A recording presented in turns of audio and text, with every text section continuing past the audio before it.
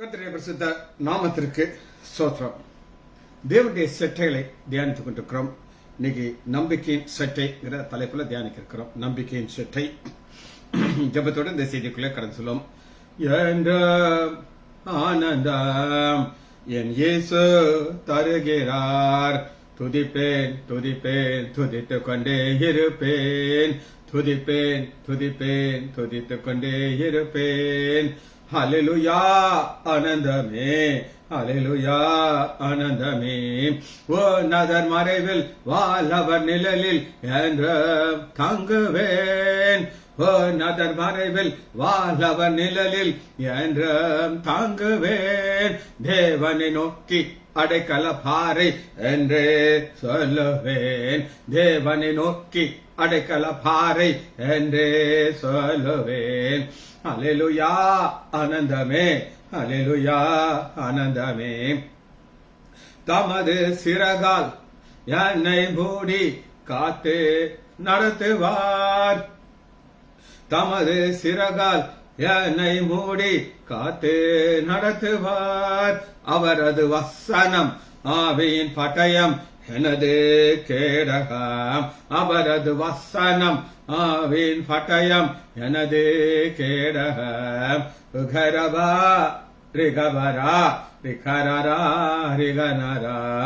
வழிகளெல்லாம் என்னை காக்க தூதர்கள் எனக்குண்டு, வழிகளெல்லாம் என்னை காக்க தூதர்கள் எனக்குண்டு.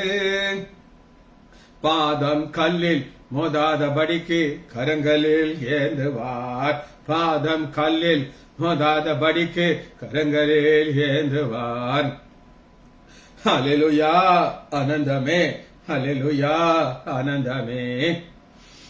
சிங்கத்தின் மேலும் பாம்பின் மேலும் நடந்தே செல்லுவேன், சிங்கத்தின் மேலும் பாம்பின் மேலும் நடந்தே செல்லுவேன். சாத்தானின் சகல வலிமையை வெல்ல அதிகாரம் எனக்குண்டு, சாத்தானின் சகல வலிமையை வெல்ல அதிகாரம் எனக்குண்டு.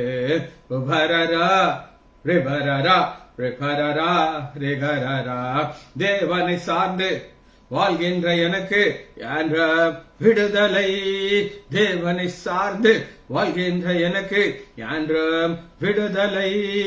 அவரது நாமம் அறிந்த எனக்கு அவரே அடைக்கலம், அவரது நாமம் அறிந்த எனக்கு அவரே அடைக்கலம். ஹல்லேலூயா ஆனந்தமே, ஹல்லேலூயா ஆனந்தமே. ஆபத்து நேரம் கூப்பிடும் எனக்கு என்ற பதிலுண்டு, ஆபத்து நேரம் கூப்பிடும் எனக்கு என்ற பதிலுண்டு. என்னோடு இருந்து விடுதலை கொடுத்து என்னை உயர்த்துவார், என்னோடு இருந்து விடுதலை கொடுத்து என்னை உயர்த்துவார். இயேசுவே நாமத்தினாலே ஜெபங்கள் பிதாவே, ஆமென். Selvi teacher praise lord, Janaki Ammal praise lord, Nagaratnam Ammal praise lord, Balasundari praise lord. சட்டைகளை தியானித்துக் கொண்டிருக்கிறோம். முதல்ல ஒரு கழுகின் செட்டை நம்ம பார்த்தோம். இந்த கழுகு செட்டை என்ன செய்யும்னா அந்த குஞ்ச பாதுகாக்குது. ரெண்டாவது ஒரு செட்டையை பார்த்தோம், அது கோழியின் செட்டை. இந்த கோழி என்ன செய்யும் அப்படின்னு கேட்டீங்கன்னா, ஆண்டவர் எருசலேமே எருசலேமே கூப்பிடுறார். எவ்வளவு மோசமான எருசலேமை அவர் செட்டைக்குள்ள வைக்க அழைத்தார் மனதில். இன்னைக்கு நம்ம பார்க்கக்கூடிய செட்டை என்னன்னா நம்பிக்கையின் செட்டை. வசனத்தை எடுத்துக்கொள்ளாம சங்கீதம் 57வது அதிகாரம் 1 சங்கீதம் 57:1. எனக்கு இறங்கும் தேவனே, எனக்கு இறங்கும், உம்மை என் ஆத்துமா அண்டிக் கொள்கிறது. விக்கிரகங்கள் கடந்து போக மட்டும் உமது செட்டையின் நிலையிலே வந்து அடைவது, உமது செட்டையின் நிலையிலே. தாவீது ஒரு ஆபத்தான ஒரு கண்டிஷன்ல இருக்காரு. உங்களுக்கு எப்பவுமே அந்த ஆபத்தான பாதையில போனா தான் தெரியும் எவ்வளவு கஷ்டங்கள். வேற என்ன, நமக்கு எல்லாம் லைஃப் ரொம்ப ஸ்மூத்தா போய்கிட்டு இருக்கும். சில கஷ்டங்கள் இருக்கும், நான் அதை சொல்லல. சில கடன்கள் இருக்கும், சில பிரச்சனைகள் இருக்கும், பிள்ளைகள்னால சில பிரச்சனை, அதெல்லாம் கிடையாது. ஆபத்துங்கிறது உயிர் போயிரும் கொஞ்ச நேரத்தில். அந்த உயிர் போயிருங்கிற ஒரு நிலைமை வருங்கிற நேரம் தான் இங்க பார்க்கணும். தாவீதுக்கு அவர் ஒரு ராஜா, எங்கேயோ எத்தனையோ காரியங்கள் செய்திருக்கலாம். அவர் ஒரே ஒரு இடத்தை தான் பார்க்கிறாரு. அது என்னன்னா உமது சேட்டையின் நிலையிலே வந்து அடைவேன். இந்த பிராக்கெட்டை வாசிச்சு பார்த்தா தான் நிறைய நேரம் நம்ம பிராக்கெட்டை வாசிக்கிறது பாருங்களேன். தாவீது சவுலுக்கு தப்பியோடி, மாமனாருக்கு தப்பியோடி கெபியிலே ஒதுங்கையிலே தனக்கு நஷ்டம் நேரிடுகிறபடினாலே, நஷ்டம் நேரிடாதபடினாலே, எனக்கு நஷ்டம் வரக்கூடாதா, நான் ஒரு இடத்துல வந்தவர். அங்க என்னன்னா விக்கனகங்கள் கடந்து போகும் மட்டும், விக்கனகங்கள்ங்கிற ஒரு பிரச்சனை அது எப்படினாலும் வரலாம். தாவீதுக்கு விக்கனகங்கள் இருந்து கொண்டே இருந்துச்சு. அப்சலோம் சொந்த மகன் துரத்திட்டு வந்தான். மாமனார் ஃபுல் டைம் ஊழியம் அவரு. அப்படி இருக்கும்போது இவர் எங்கே அவர் பார்க்கிறார் அப்படின்னு கேட்டீங்கன்னா, தேவன் எங்கே இருக்கிறார் அப்படின்னு நம்ம இந்த வசனத்தை தியானிக்கிறோம். அவர் எங்கே இருக்கிறார்? 3வது வசனம் பாருங்க. அவர் பரலோகத்திலிருந்து ஒத்தாசை அனுப்பி என்ன ரட்சிப்பார். பரலோகத்திலிருந்து ஆண்டவர் பார்க்கிறார். தாவீது ஓடி வருகிறார். ஆண்டோடைய ஷெட்டை நெல்ல வந்து தங்கிட்டார். அவர் சும்மா இருப்பாரா? அதான் நம்ம ஃபர்ஸ்ட் சங்கீதம் 57வது அதிகாரம் 3வது வசனம். 2வது ஆண்டவர் எங்கே இருக்கிறார்? 5வது வசனம் பாருங்க. 57:5 தேவனே வானங்களுக்கு மேலாக உயர்ந்து, வானங்களுக்கு மேலாக அங்கிருந்து பார்க்கிறார். அவருடைய செட்டை நிழலுக்குள்ள வந்துட்டார். உதவி செய்யாம இருப்பாரா? அடுத்து பாருங்க 10வது வசனம். அவமது கிருபை வான பரியந்தமும், அவர் கண்கள் அப்படி பார்க்கிறார், அப்படி பார்க்கிறார், வானத்தை பார்க்கிறார். கிருபை எங்க தான் அனுப்புறாரு, எனக்கு ஒளியறதுக்கு ஒரு இடம் இருக்கு ஐயா அப்படின்னு சொல்லி ஒரே சந்தோஷம். சரி, இப்ப இவருடைய சரீரத்திற்கு மாத்திரமல்ல பிரச்சனை எங்க இருக்குன்னா ஆத்மால இருக்குதுங்க. அந்த ஆத்மா அப்படியே கொந்தளிச்சிட்டு இருக்கு. ஐயோ ஐயோ ஐயோ ஐயோ. சமாதானத்திற்கு ஆப்போசிட் ஆனது ஆத்மா கொந்தளிக்குது. வாசிப்போமா? முதல் வசனத்தை நான் உங்களுக்கு வாசிக்கிறேன். 57:1 எனக்கு இறங்கும் தேவனே, எனக்கு இறங்கும், உம்மை என் ஆத்துமா அண்டிக் கொள்கிறது. ஆத்துமா அண்டிக் கொள்கிறதுனா என்ன அப்படின்னு நீங்க கேட்டீங்கன்னா, அது ஒரு மழை பெய்யுதுங்க, திடீர்னு அடிச்சு ஊத்துது, சொட்ட. நம்ம கண்கள் எங்க போவோம் தெரியுமா? எங்கேயாவது மழை பெய்யாத இடம் இருக்கா அப்படி தேடி போய் அப்படியே நம்ம நின்றுட்டு இருக்கோம். அது ஒரு டீ கடையா இருக்கும், யாருடைய வீடாவா இருக்கும், கண்டுக்கிடவே மாட்டோம். அங்க மட்டும்தான் மழை பெய்யலையா நின்றுக்கிடும், மழை கொஞ்சம் போயிட்டே இருப்போம். அங்க அதை மறந்தே போயிடும் நம்ம வந்த இடத்த. ஆனா இது அப்படி கிடையாது. இது சரீரத்துல வர்றது கிடையாது, ஆத்மால வருது. அந்த ஆத்மா வேதனையில துடிச்சுக்கிட்டு இருக்கு. ஐயோ இந்த விக்கனம் வருதே, இதை நீ வீங்கிடக்கூடாது. சவுல்ங்கிற ஒரு விக்கனம் வருது, வீங்கிடக்கூடாது. அப்ப ஆத்மால தான் பிரச்சனை இருக்கு. 4வது வசனம் பாருங்க. என் ஆத்மா சிங்கங்கள் நடுவில் இருக்குது, சிங்கங்கள் நடுவில் இருக்கு. ஆத்மா சிங்கம், தானியேலுடைய சரீரம் சிங்கத்துக்கு. ஆனா இந்த சிங்கங்கிறது நம்ம தானியேல்ல பாக்குற சிங்கம் கிடையாது. இந்த சிங்கம் என்ன செய்யுது அப்படின்னு கேட்டீங்கன்னா, நடுவிலே இருக்கிற தீயே இருக்கிற மனுஷர்கள் கூட இருக்கு. இந்த மனுஷன் தான் தாவீது. யாரை பார்த்து பயப்படுறாரு அப்படின்னு கேட்டீங்கன்னா, சவுலுக்கு தப்பி ஓடும் போது அவங்க எல்லாம் எப்படி கத்தி இருப்பாங்க அப்படின்னு நீங்க நினைக்கிறேன்னா, சவுல் சொல்லியிருப்பாரு, இந்த தாவீதை உற்றாத, அவன் தலையை கொண்டா நமக்கு 1,00,000 பொண்ணு தர. அப்படி காத்து காத்து காத்து கத்துன பின்னாடி சத்தம் கேட்டுட்டு அவனை உயிரோட கொண்டு வந்துரு, நான் ஏன் முன்னாடி கொல்லணும் அவனை. அந்த சத்தம் கேட்க கேட்க கேட்க கேட்க ஐயோ விக்கனகம் விக்கனகம் விக்கனகம் அப்படியே போயிட்டு இருக்கு. பிரச்சனை சரீரத்துல மாத்திரம் போயிட்டு. அடுத்து பாருங்க 6வது வசனம் பாருங்க. சங்கீதம் 57:6 என் கால்களுக்கு கண்ணியை வைத்திருக்கிறாள், என் ஆத்மா தொய்ந்து போயிட்டு. ஆத்மா எப்ப தொய்ந்து போகும் அப்படின்னு கேட்டீங்கன்னா, பிரச்சனை வரப்படுது. நம்ம எப்பவுமே இந்த பிரச்சனையை பார்ப்போம், ஆனா பிரச்சனைக்கு பின்னாடி இருக்கிற ஆசீர்வாதத்தை பார்க்க மாட்டோம். நான் உங்களுக்கு டீட்டெயிலா செய்தி கொடுத்திருக்கிறேன், அதனால லேசா டச் பண்ண போய். எலியா வானத்திலிருந்து அக்னி இறக்குனாரா? 18வது அதிகாரத்தில் இறக்குனாரு. என்னை கேட்டனும் கர்த்தாவே, என்னை கேட்டனும் தட்டி தான் பேசுவார். எப்ப எசபெல்ட்ட இருந்து ஒரு செய்தி வருது, என்ன செய்தி வருது? நாளை இந்த நேரம் காலி. அப்ப அவர் தொய்ந்து போய் சூரச்செடிக்கெல்லாம் போய்க்கிறார். ஆண்டவர் வந்து தட்டி இழப்ப வேண்டியது. எசபெலை தொடவே மாட்டேங்கிறார். யாரை தொடறாரு? எலியா. ஏன் எலியாவை தொடுறாரு? விக்கிரகங்கள்.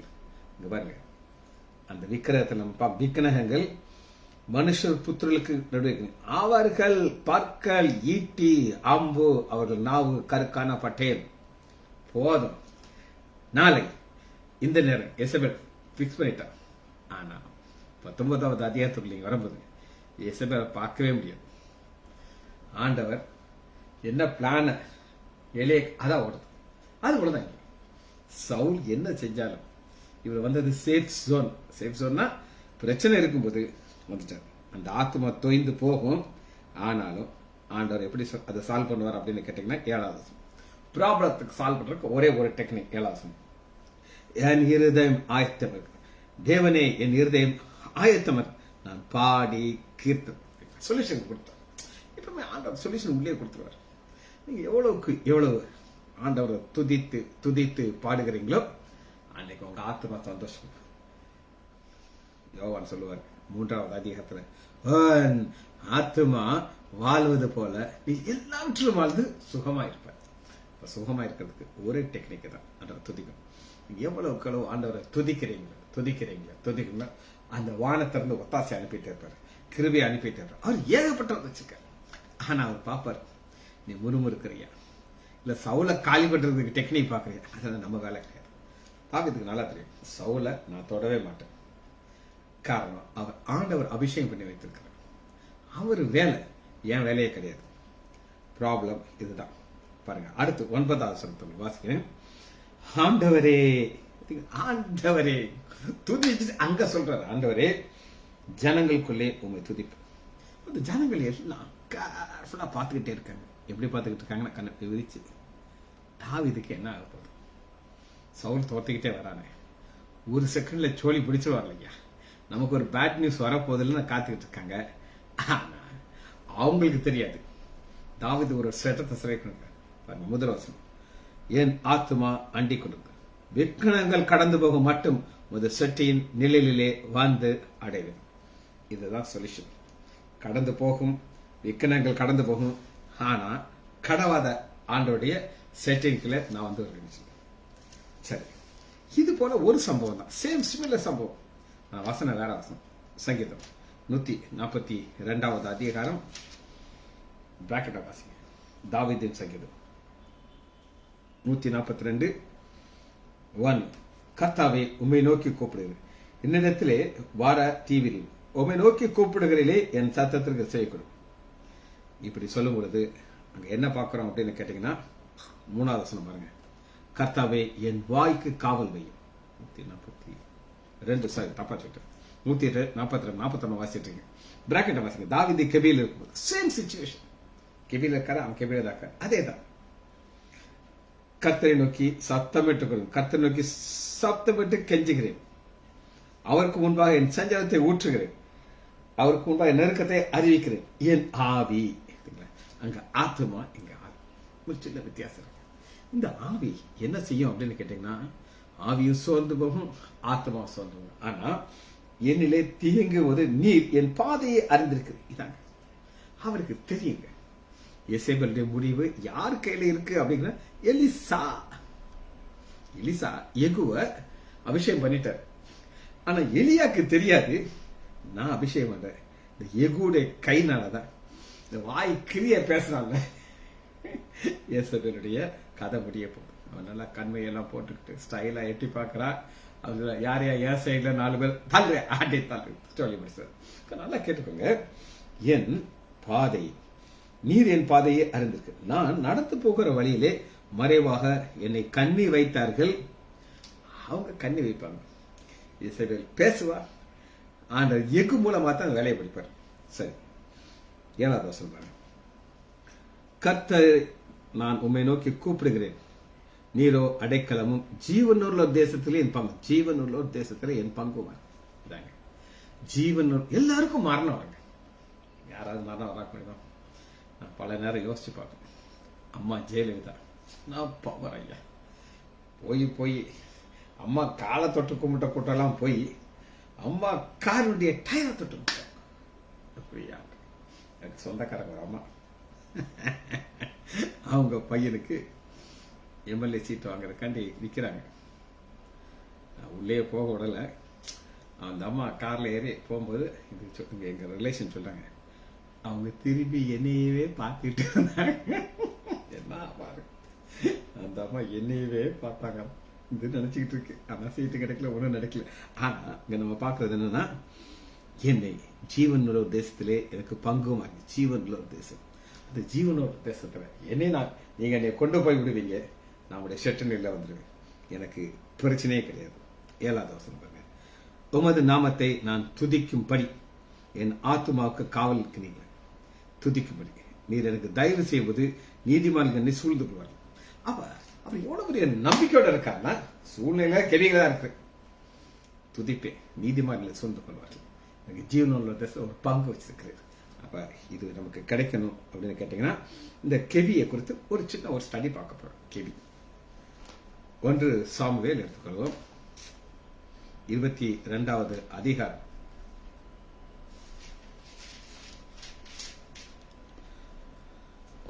இதான் கெவி, அதுலாம் கெவி.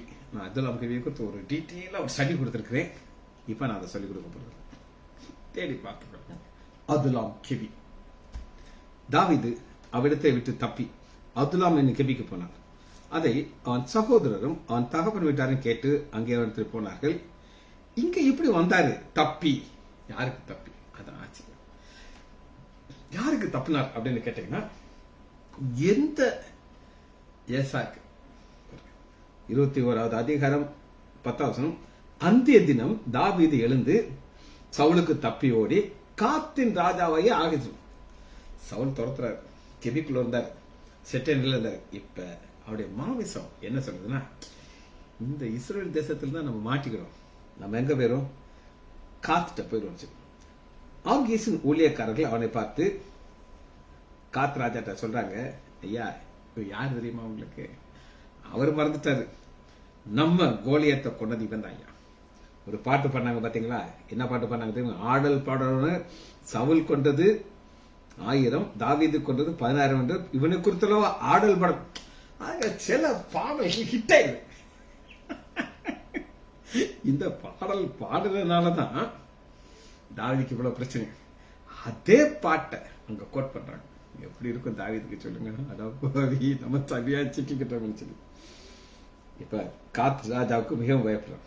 இப்ப 13 வசனத்துல தப்பிக்கிறதுக்கு ஒரே வழி என்னன்னா, ஒரு பைத்தியக்காரன் ஒரு ஆக்ட் விட்டார், எச்செல்லாம் தாடியில விழுது, கேவலமா இருந்திருக்கேன். இப்ப தாவீது என்ன நினைச்சுப்பாரு அப்படின்னு கேட்டீங்கன்னா, நான் ஒரு செட்டனில் இருந்தேன்ப்பா, விக்கனங்கள் கடந்து போக மட்டும் இருந்தேன், என் மாமிசன் இங்க கொண்டு வந்து சேர்த்துருச்சு. இப்ப அந்த ராஜா என்ன செய்திருக்கணும் அப்படின்னு நீங்க கேட்டீங்கன்னா, இவன் பைத்தியக்காரன்னு சொல்லி இவனை துரத்தி விட்டுருக்காங்க.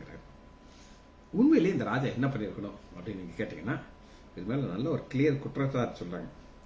அரெஸ்ட் பண்ணி உள்ள போடும், ஜெயில போடும், 1 மாசம் வாட்ச் பண்ணுவாங்க. உண்மையிலேயே பைத்தியக்காரனா இல்லையா சொல்லி. ஆனா ஆண்டவருடைய இருதயம், ராஜாவுடைய இருதயம் ஆண்டவருடைய கருத்துல இருக்குதா, ஜட்ஜ்மெண்ட் துரத்தி விடுது. இப்பதான் கெபிக்கு வருகிறார். பாத்தீங்களா, எங்கிருந்து தப்பி இங்க வந்திருக்கிறாரு. ஆனா அந்த கெபிக்குள்ள ஆண்டவர் என்ன வைத்திருக்கிறார் அப்படின்னு கேட்டீங்கன்னா, ஆசிரியமா இந்த கெபிகளை நான் போய் அதுலாம் போக போறதில்ல. ஆனா கெபிகளை கொடுத்து பார்க்க போறோம். 1 சாமுவேல் 24வது அதிகாரம்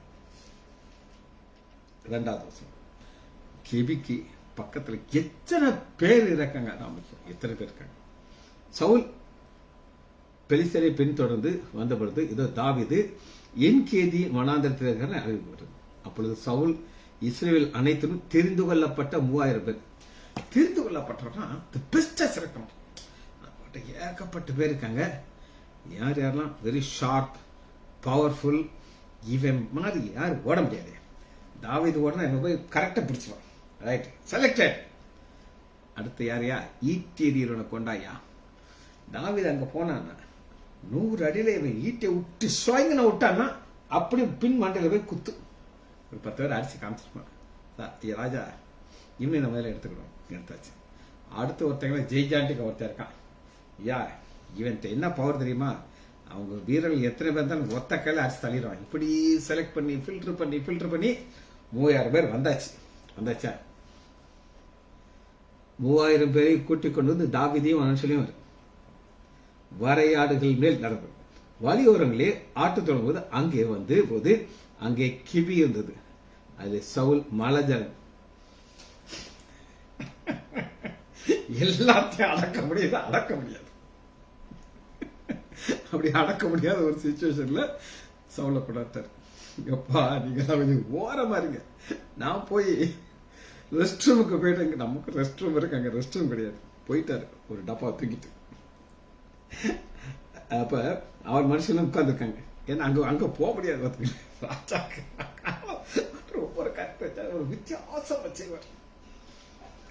அப்பொழுது தாவீது மனுஷர்கள் அவர்களை நோக்கி, இதோ நான் உன் சத்துருவை உன் கையில் இருந்து நீ போய் சவுளுடைய தொங்கலை அடிச்சிட்ட. இப்ப அடிக்குது. அவர் சொல்றாரு, கர்த்தரால் அபிஷேகம் பண்ற நான் தொடக்கூடாது. கையில தொங்கல் வச்சிருக்கிறார். கடத்துல காட்டுறாரு. என்ன சொல்றாருன்னா, தொங்கலை காட்டி இங்க பாருங்க, நான் 10 இதோ கர்த்தர் என்று கெபியிலே உமை என் கையில ஒப்பு கொடுத்தார். நான் நினைச்சேன்னா கொண்டிருக்கலாம், சொல்லல. இதுதான் தாவீதுங்க. நம்ம என்ன செய்வோம், சிக்கிட்டாயா டீத்ரோன்னு நினைச்சிருக்கோம். ஆனா 3000 பேர் இருக்காங்க, ஆனா தொடவே இல்லை. 24வது அதிகாரம் 10வது வசனம் தான். இப்ப சங்கீதம் 17வது அதிகாரம் 7வது வசனத்தை அடுத்த ஒரு காரியத்தை நம்ம பார்க்கணும். சங்கீதம் 17:7 உமை நம்புகிறவர்களை அவர்களுக்கு விரோதமாக எழும்பவர்களுடைய உமது வல்லது கரத்தினாலே தப்பிவித்து ரட்சிக்கிறவரே, உங்களுடைய அதிசயமான கிருபையிலே விளங்க பண்ணும் கண்ணின் மணியை போல என்னை காத்து. 7-8 ஒரு கூட்டத்தார் மாத்திரம் இருக்காங்க. அவமை நம்புகிறவர்களே அவருக்கு நம்புகிற ஒரு கூட்டத்தை ஆண்டவர் நல்லா தெரியும். நீங்க எதுக்காக ஆண்டவர்கிட்ட வந்திருக்கிறீங்க தெளிவா தெரியும். நீ நம்புறையா நம்பலையா, நம்பாம வேற எங்கேயும் போறியா, அதுக்கு தெளிவா தெரியும். கண்ணின் மணியை போல பாதுகாக்க. கண்ணின் மணியை போல அப்படின்னா என்ன அர்த்தம் அப்படின்னு நீங்க கேட்டீங்கன்னா, நீங்க ஒரு ஆளை கிட்ட வந்தீங்கன்னா, இவ்வளவு கிட்ட வந்து பாத்தீங்கன்னா உங்களுடைய உருவம் அந்த கண்ணில் தெரியும். இந்த கண் இமை மூடி திறக்கும். எதற்காக? அந்த கண் இமையை பாதுகாக்கிறது. அந்த மாதிரி நம்மள க்ளோஸா வச்சிருக்கிறாங்க. பிராக்டிக்கலா இதெல்லாம் பார்த்து அனுபவிச்சு ஆபத்து காலத்துல எனக்கு அவர் இப்படி இருந்தாலும் எனக்கு தெரியும். மட்டும் உதவனை இனி நம்மளை காப்பாரு. காரணம் க்ளோஸ். காரணம் என்னன்னா, உங்களுடைய அதிசயமான கிருபை.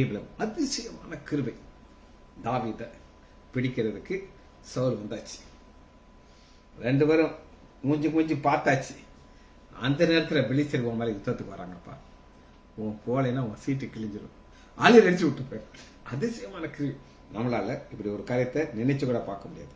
சரி, சங்கீதம் 63வது அதிகாரம் 7வது வசனம். 63:7 நீர் எனக்கு துணையா இருந்ததினாலே உமது செற்ற நிலையிலே களி கூறு. பயமெல்லாம் போயிடுச்சுங்க. துதிச்சு பாட ஆரம்பிச்சாரு. களி கூறுறதுன்னா என்ன அப்படின்னு நான் உங்களுக்கு சொல்றேன். இப்போ ஒரு சம்பவம் நமக்கு ஃபேவராக, நம்ம எதிர்பாராத ஒரு காரியம் நடந்துருச்சு.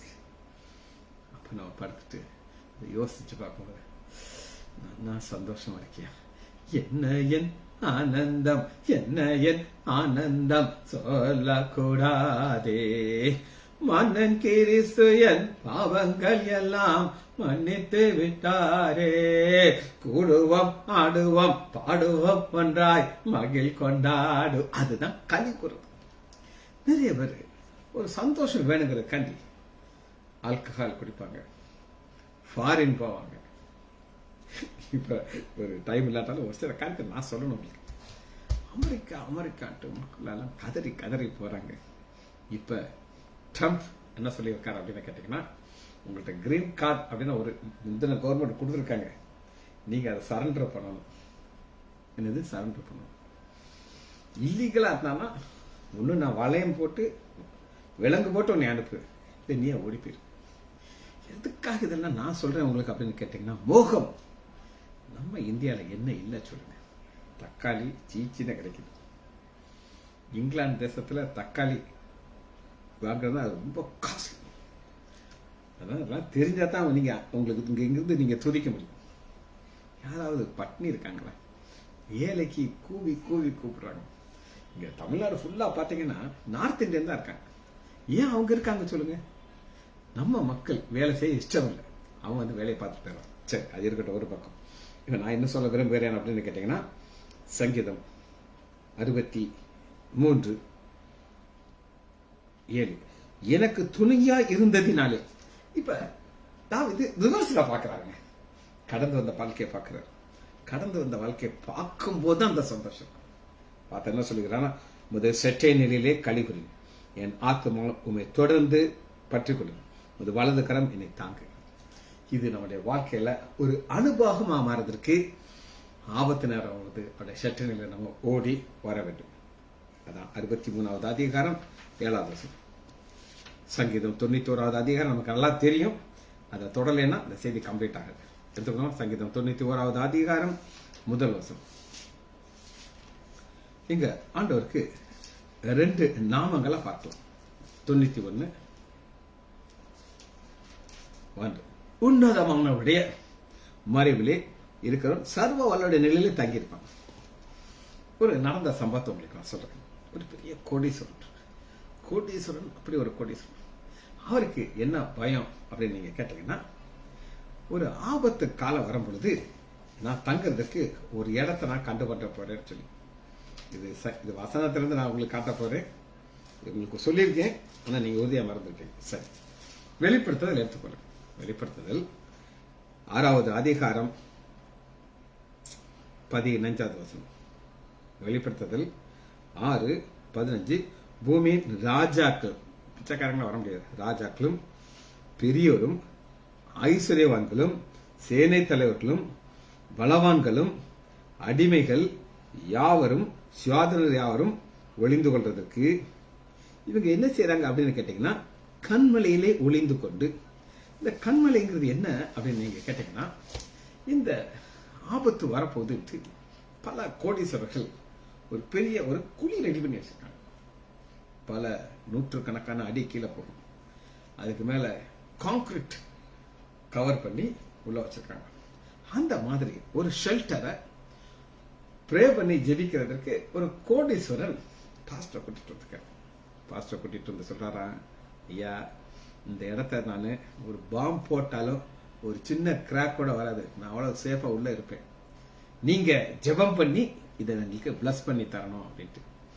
பாஸ்டர் சொன்னாராம், இதுக்கு நீங்க எவ்வளவு செலவழிச்சுவீங்க ஐயான்ட்டு.